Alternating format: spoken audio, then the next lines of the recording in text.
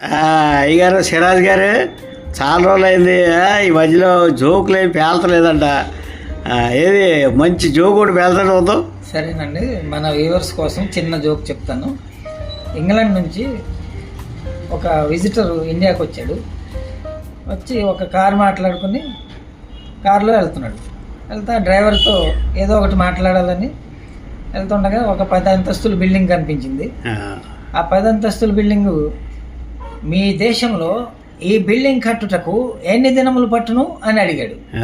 అడిగితే ఆ డ్రైవరు మన ఇండియా గొప్ప చెప్పుకోవడం కోసం పాపం ఇదేముందండి ఒక 2 నెలల్లో కట్టేస్తారండి మా ఇండియాలో బిల్డప్ ఇచ్చాడు అని బిల్డప్ ఇచ్చాడు.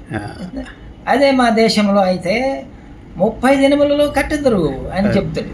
ఎక్స్ట్రా బిల్డప్ చేస్తే సరే ఇదేంట్రా బాబు, నేను 2 నెలలు అంటే ఏకంగా 1 నెలలో అన్నాడు అనుకుంటాడు. అనుకున్నాక ఇంకొంచెం దూరం వెళ్ళాక ఇంకా మంచి బిల్డింగ్ వస్తుంది.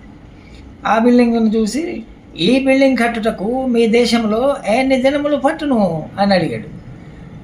ఆ ఇంగ్లీష్ వాడు అడగంగానే, అమ్మ ఇందాక 2 నెలలు అంటే 1 నెల అన్నాడు కదా, వీడిని దెబ్బ కొట్టాలని చెప్పి ఇదేముంది మా దేశంలో ఇది 15 దినములలో కట్టిదరండి అని చెప్తాడు. చెప్తే ఓ అట్లనా, ఇదే మా దేశంలో అయితే 7 దినములలో కట్టెదరు అంట. ఏదైనా బిల్డప్, ఏదైనా వాళ్ళ దేశం గొప్ప చెప్తున్నాడు అని చెప్పి వీడికి కడుపు మంట వస్తుంది. సరే ఏదో ఒకటి అడుగుతాడు కదా, దొరుకుతాడు, వీడిని దెబ్బ కొడదామని చెప్పి చూస్తుంటాడు. ఇంతలో గోదావరి బ్రిడ్జ్ వస్తుంది. గోదావరి బ్రిడ్జ్ రాగానే ఈ బ్రిడ్జ్ కట్టుటకు మీ దేశంలో ఎన్ని దినములు పట్టును అని అడుగుతాడు ఇంగ్లీష్ ఆయన.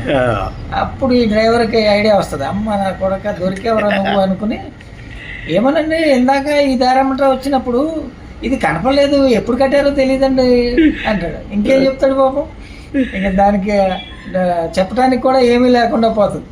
అదే ఇందాక ఈ దారాపుడు వెళ్ళినప్పుడు బ్రిడ్జ్ లేదు, మళ్ళీ మనం వచ్చేడు కల్లా బ్రిడ్జ్ ఉంది అంటే మ్యాక్సిమం 1 అరగంటలో కట్టేసేది బిల్డప్. ఆడికి మతే పోతుంది ఇంగ్లీష్ వాడికి పాపం. అలాగా దెబ్బ కొట్టాలని కావాలని చెప్తాడు. Tit for tat.